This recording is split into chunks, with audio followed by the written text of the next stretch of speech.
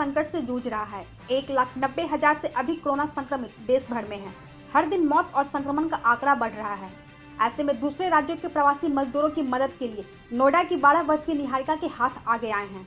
उसने गुल्लक से 48,000 रुपए निकालकर झारखंड के मजदूर भाइयों को हवाई जहाज से रांची भेजा। मुख्यमंत्री हेमंत सोरेन ने इस काम के लिए निहारिका की जमकर सराहना की है। निहारिका ने अपने पैसे से 3 प्रवासी झारखंडियों को रांची भेजा है। मुख्यमंत्री ने निहारिका की मदद के पैसे उसे लौटाने का आश्वासन भी दिया है।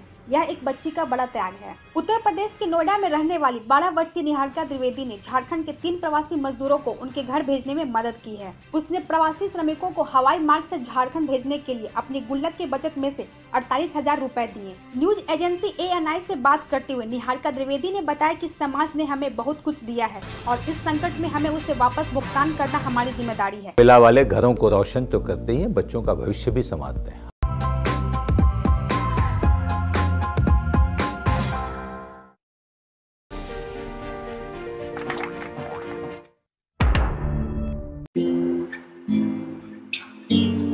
हर घर चुपचाप से ये कहता है, अच्छा लगता है जब सब कोई अंदर रहता है। Stay home, stay safe, Asian paints.